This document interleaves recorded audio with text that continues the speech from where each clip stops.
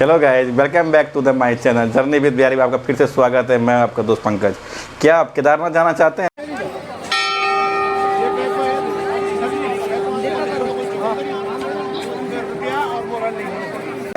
तो आपको पता चल रहा है आपको केदारनाथ में फ्रॉड चल रहा है।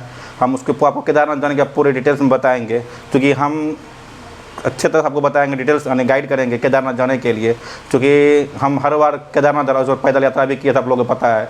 आजकल केदारनाथ बहुत ज़्यादा फ्रॉड चल रहा है, इसलिए आप लोगों को सचेत करना चाह रहे हैं। इस अभी जो महीना चल रहा है वो अक्टूबर और नवंबर का चल रहा है।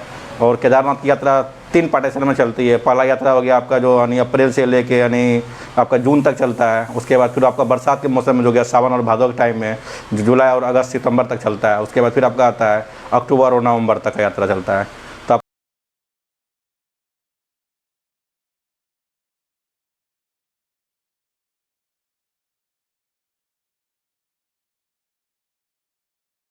आपको सारा डिटेल्स बताएंगे, आप किस मौसम में जा सकते हैं, आपका कहाँ से क्या कितना फेयर है, क्या भाड़ा लगेगा, उसके बारे में आपको बताएंगे और आपको पूरा गाइड करेंगे, तो आप लोग इस फ्रॉड से बच सकते हैं।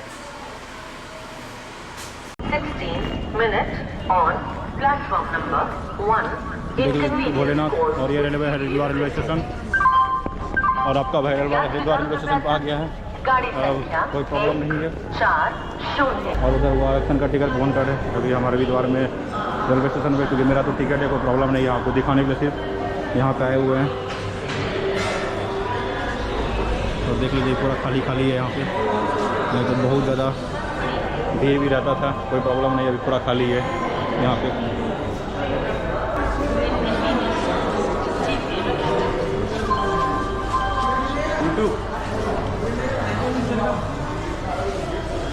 फिर मिलते हैं आप डायरेक्ट रेलवे स्टेशन पे और अपने ट्रेन में देखते हैं। जय बोले कि हर हर महादेव। तो है कि हम आ गए फाइनली अब रेलवे स्टेशन पे। अब जा रहे हैं हम दो।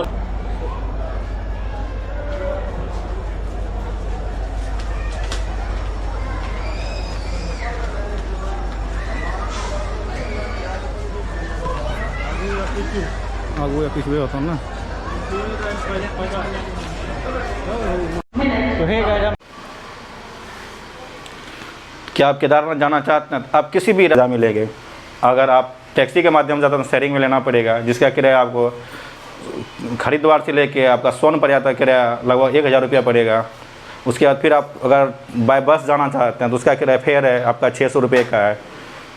तो बेटर है आप शेयरिंग में जाइए, थोड़ा आपको आसानी होगा। तो बस में जाने में थोड़ा आपको परेशानी हो सकती है। उसके बाद अगर आप चाहते हैं बाइक से टूर करने के लिए तो बाइक से भी जा सकते हैं। उसके लिए आपको रेंट पे बाइक भी ले सकते हैं। वहाँ पे आपको बाइक रेंट लेने के लिए आपको आधार कार्ड कंपलसरी है और आपका DL यानी ड्राइविंग लाइसेंस वो ज़रूरी है। फिर आप किसी भी तरह से चल जाइए सोनप्रयाग। अगर आपको रजिस्ट्रेशन करना होगा तो वहाँ आपसे भी कर सकते हैं या खुद से भी कर सकते हैं। हम आपका नंबर डिस्क्रिप्शन में डाल देंगे। अभी चूँकि ये अक्टूबर का महीना चल रहा है तो अभी बेटर है और आपका वेदर भी बहुत अच्छा है। क्योंकि बारिश में जाएगा आपको बहुत सारी परेशानी भी होगी। अगर आप फर्स्ट पीरियड में जाते हैं जो यानी अप्रैल में शुरू होता है तो उस समय क्या प्रॉब्लम हो जाती है, हर एक चीज़ महंगा हो जाता है। अभी थोड़ा सा आपका यानी जुलाई और अगस्त के बनस्पत अभी थोड़ा महंगा हो चुका है सब कुछ, और आप बेटर जा सकते हैं और बढ़िया से आप गाइड भी कर सकते हैं। वहाँ का लोकेशन का व्यू भी ले सकते हैं। आपको रजिस्ट्रेशन करने के बाद फिर आपको जाना पड़ेगा वहाँ से सोनप्रयाग से आपको जाना पड़ेगा एक तो फिर वहाँ शेयरिंग में टैक्सी चलती है जिसका किराया हमारे 50 रुपया। 50 रुपया सबको फिर पहुँचा देगी वो गौरी कुंड तक। गौरी कुंड के बाद अब फिर आपका पैदल ट्रैक लगभग आपका 16 किलोमीटर का वो पैदल का ट्रैक है, जिसको पूरा करने में आपको कम से कम वो 7 से 8 घंटा लग सकता है। वो आपके ऊपर निर्भर है, वो आप कितना डिस्टेंस कवर कर सकते हैं। रास्ते में बहुत सारे आपको मिल जाएंगे यानी होटल रेस्टोरेंट फलना चिलना जो भी है वहाँ का, वो आप चलते फिर चल जाइए आप केदारनाथ जाइए। वहाँ पर आप केदारनाथ जी के दर्शन शाम में जाइए। वहाँ पर सबसे बड़ा फ्रॉड वहाँ पर ही होता है। आपको होटल के वाले बाहर में आपको मिलेंगे लोग जो कि लेके जाएंगे, दिखाएंगे कुछ और करेंगे आपके साथ कुछ। सबसे ज़्यादा सचेत आपको वहाँ रहना होगा। और वहाँ पे प्रॉब्लम क्या है, आपको होटल वाले बोलेंगे कुछ करेंगे कुछ, आपको तो बोल ही दिया। और खाना वहाँ का महंगा है। और आप लोग केदारनाथ जाना चाहते हैं, अगर वहाँ पहुँच भी गए हैं तो आप शेयरिंग में या जिसे भी आप ट्रैक करके पैदल ट्रैक करके, अगर आप सोनप्रयाग से घोड़ा खच्चर पालकी से भी जा सकते हैं। उसका तो घोड़ा का किराया आपको 5000 या 5,000 रुपये खर्च पड़ेंगे। और आप पालकी से जाना चाहते हैं उसका 12-14 हज़ार रुपये आपका रेंट लेगा वहाँ के जो भी हैं। और उसके बाद अगर आप वहाँ रहना चाहते हैं तो GMBM के तरफ से बहुत सारे कैंप और टेंट की व्यवस्था है, आप वहाँ पे वो ले सकते हैं, जिसका किराया आपको 1000 रुपया पर पर्सन रहेगा। अगर आप होटल में रहना चाहते हैं तो उसका किराया आपको 1500 से 2000 पर पर्सन के हिसाब से लगेगा। उसके बाद फिर आप अगर वहाँ जाइए, फिर शाम में अपना होटल लीजिए, खाना पीना खाइए। शाम का लाइव आरती आपका वहाँ 7 बजे होती है, 7 साढ़े 7 बजे आरती होती है। 7:30 बजे बाबा केदारनाथ जी की आरती में शामिल हो जाइए। फिर रात से चैन से सोइए, फिर सुबह जगिए आप 4 बजे जगिए, नहा के फ्रेश होके सुबह सुबह अगर जाइएगा, आपको मंदिर परिसर में अंदर एंट्री करने का व्यवस्था आपको मिल जाएगा। सुबह सुबह चूँकि मंदिर के अंदर जाने जाते हैं, जाने देंगे आपको। बाबा केदारनाथ के दर्शन आप करीब से कर सकते हैं।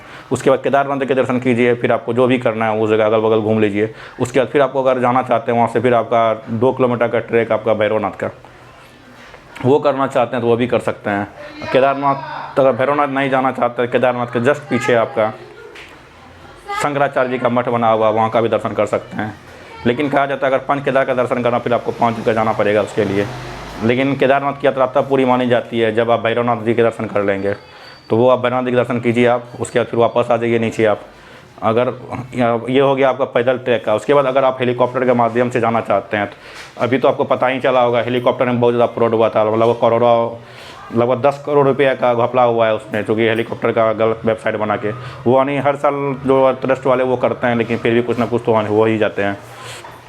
उसके बाद अगर हेलीकॉप्टर जाना चाहते हैं तो आपको हेलीकॉप्टर जाने का आपको व्यवस्था 2 जगह से, एक आपका 3 जगह से व्यवस्था। एक हो गया आपका चोपता से,